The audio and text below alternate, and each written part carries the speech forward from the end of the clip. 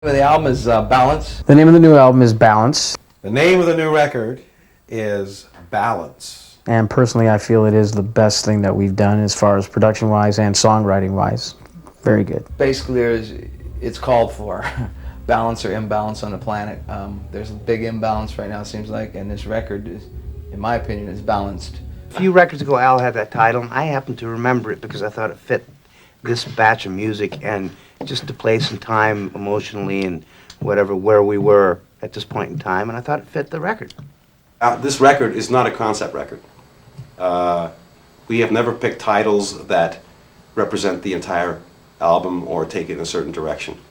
It's just, Ed has a funny way of dealing with these things. He says it's just to let people know we have a new record out.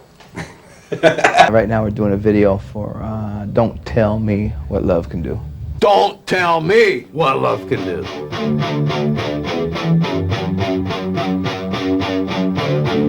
It's okay, I'll do what I want if I choose.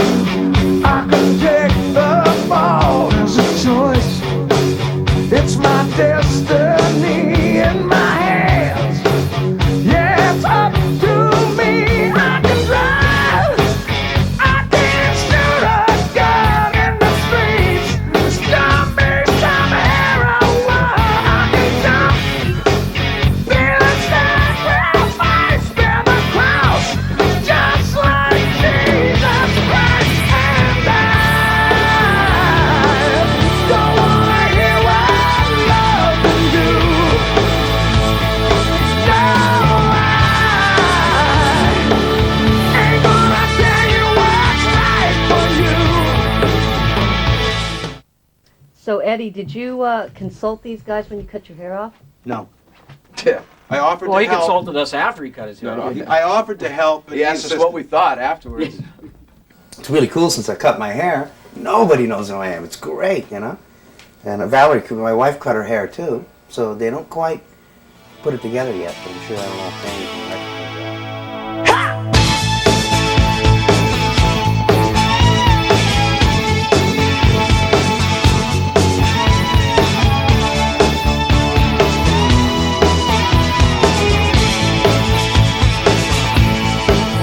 Musicians are very perceptive to what's going on, whether it's in the world or whether it's in other music styles, and you cannot help but have some of it filter in.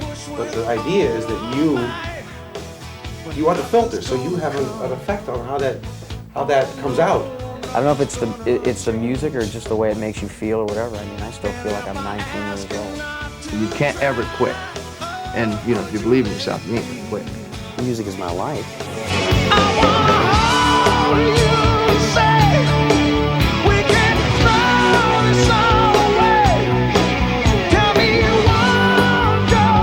I personally wanted someone to have someone who's musical, which Bruce Fairbairn is very much so, to have just an outside ear. He kind of makes you look at your own music in a different perspective. Bruce, Bruce is so cold. Bruce is such a cold-blooded guy. The way he does things, it's like you end up not arguing. It never gets to the other guys. If you're dealing with him direct, hey, Bruce, I don't like that part. It's too bad. It's great. And also the fact that he actually made me kind of nervous playing around him, which was good. It kind of puts fire under your ass and makes you try to impress him and do a little better. Because he's worked with a lot of good people, and it's like, I don't want him to think that I'm not what I'm cracked up to be,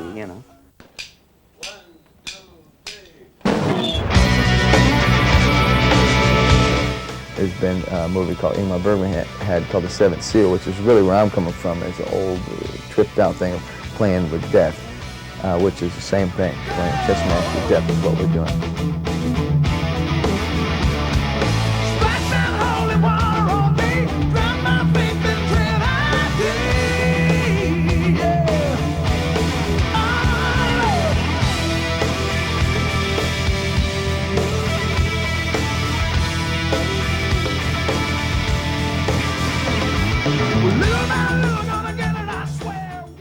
And the way things work in this band is like the brothers will always agree. So it's always two. No. He's setting that up. Ed had this poster of Cream, and I wanted to get Ginger Baker out of it. He was a cut. Wait a minute, no. Here's what happened. It became because what happened was it became a psychological thing.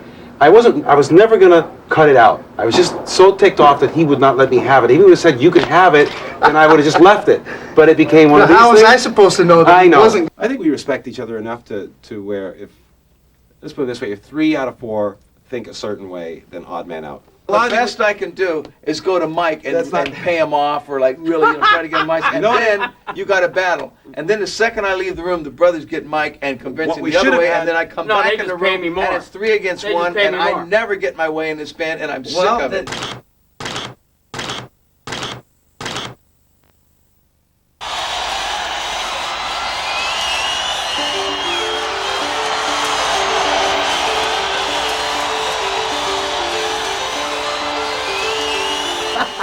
There's extremely high from live performance, but it also is extremely draining, and it kind of wears you out. You couldn't function on that high for very long. And it's nice, I like the pendulum theory. I like to go completely in the opposite direction and just hole up in a room on tour a lot of times just to get the opposite thing of complete relaxation, because that high on stage, there's zero relaxation. Right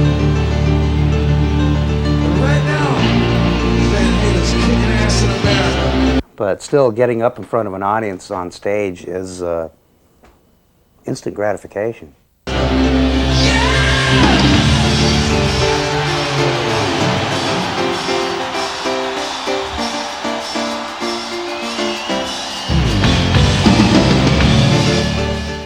Amsterdam, which is more like da da da da da da, really like getting into it. So yeah, it does.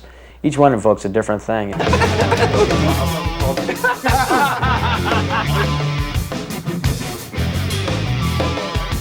Let's see what the next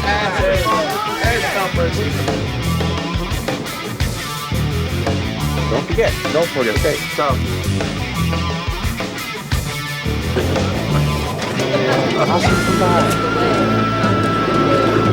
I'll just stay right here. The truest part of us is just being musicians, because we're first and foremost, I think I can speak for everybody in the band, we are musicians and we love playing music. And we're ourselves. I mean, everybody conjures up this big image of party and whatever, and we did the same way. You know, before we did our first tour, I read about things that bands did on tour, and I'm going, oh God, I can't wait to go out and do that. I just enjoy going out on the road and playing music and meeting new people. We're starting rehearsal in February, and I think we're going on tour in March. March 11th, I believe, in Pensacola, Florida, and then we'll probably be spending March and April playing through the States. And we'll take a short break, and in May and June we'll be going over to Europe and playing dates over there. France, Germany, Spain.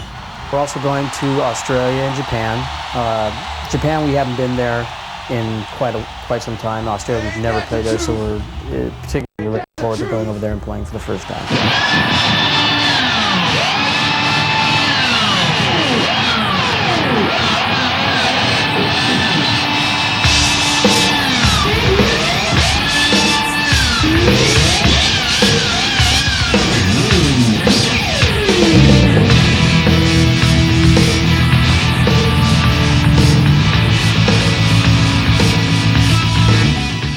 But for now, we're just about